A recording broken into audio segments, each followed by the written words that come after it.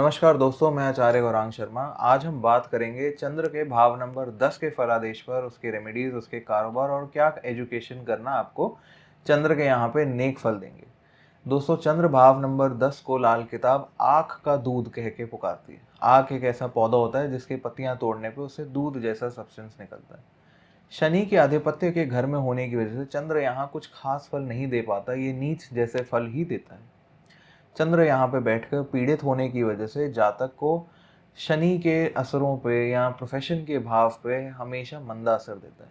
साथ ही चंद्र क्योंकि माँ का कारक है, उसकी माता के साथ या तो उसका अलगाव हो जाता है या उनके संबंधों में दरार आ जाती है या फिर वो अपनी माँ की बात नहीं मान पाता।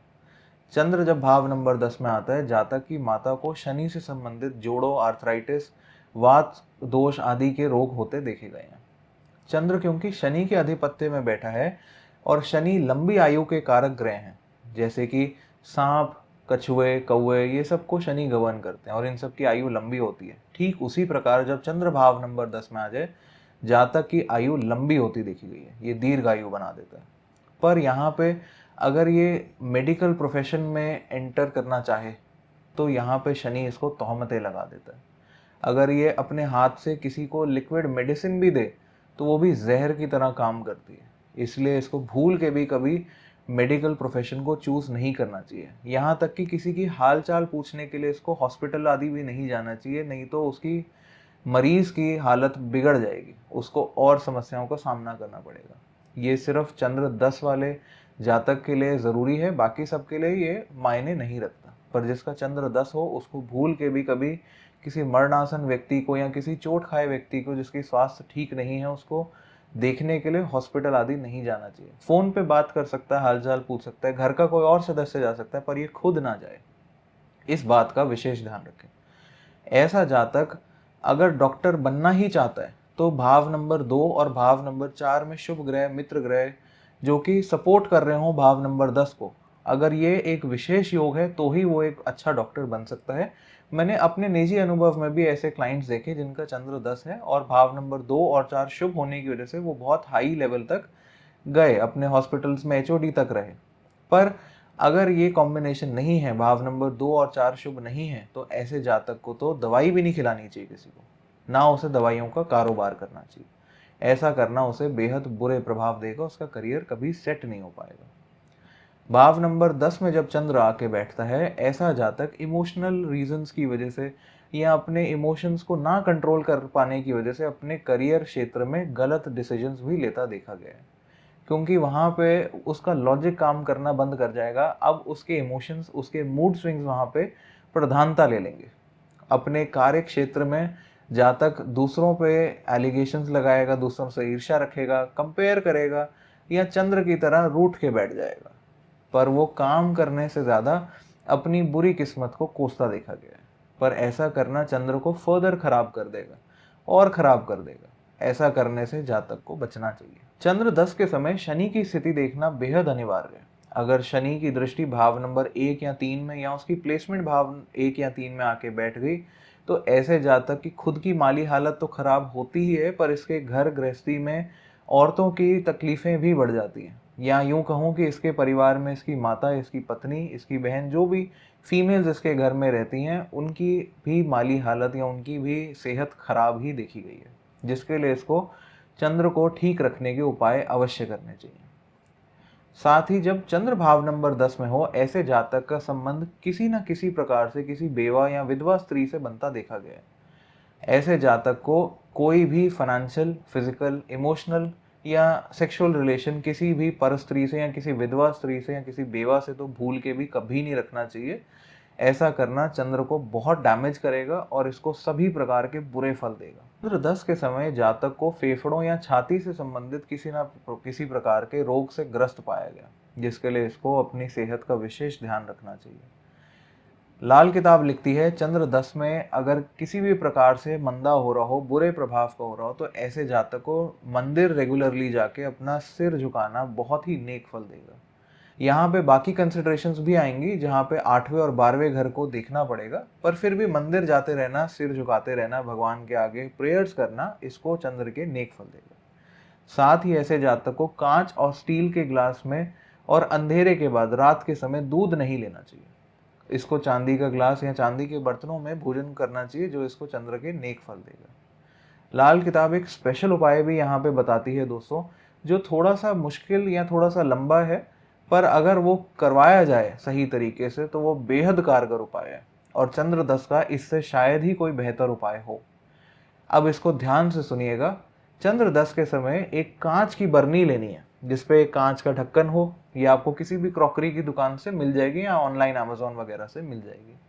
इस कांच की बरनी में जितनी अलग अलग प्रकार के जल स्रोतों का जल आप डाल पाएं उतना शुभ। जैसे कि किसी नदी का, किसी संगम का, जैसे गंगा नदी का, त्रिवेणी संगम का या देवप्रयाग संगम का, किसी झील का, किसी लेक का, किसी दरिया का, किसी नाले का, किसी बारिश का पानी भी लिया जा सकता है, समुद्र का पानी भी लिया जा सकता है।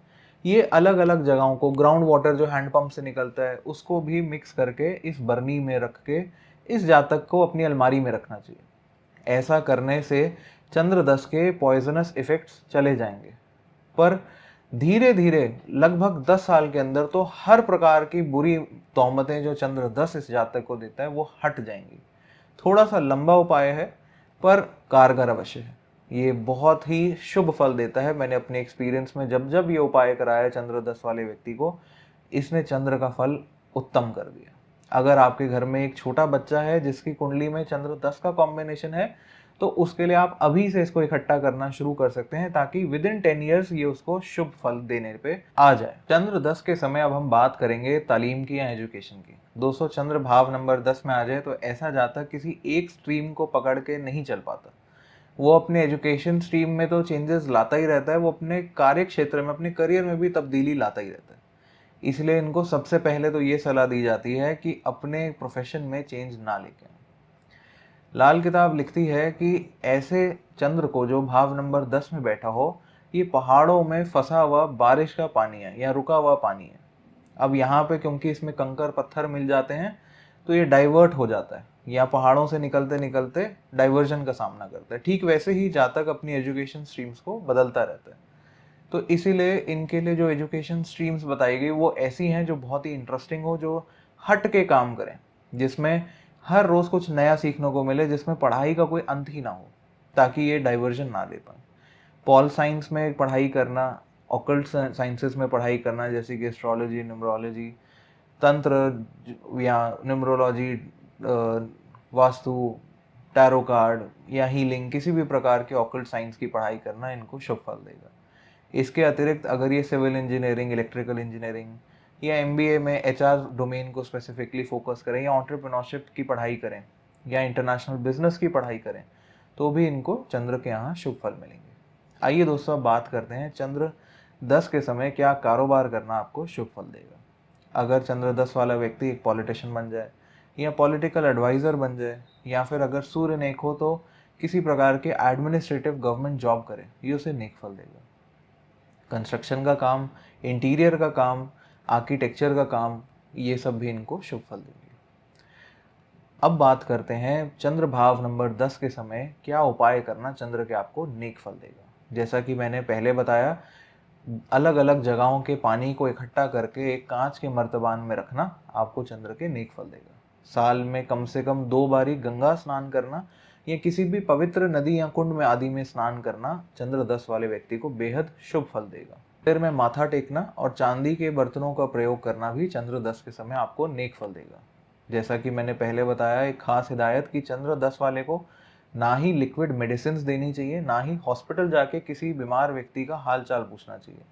ऐसा करना उसको बहुत ही रिग्रेटफुल नेचर दे देगा, या उसको तोहमतें लगा देगा, उस पर कलंक लगा देगा, और सामने वाले को क्षति भी पहुंचाएगा।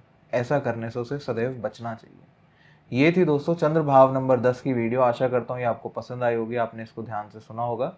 आपकी कोई भी क्वेरीज हो, क्वेश्चंस हो, तो हमारे कमेंट सेक्शन में ज़रूर बताएं, या दिए गए व्हाट्सअप नंबर पे हमसे संपर्क करें।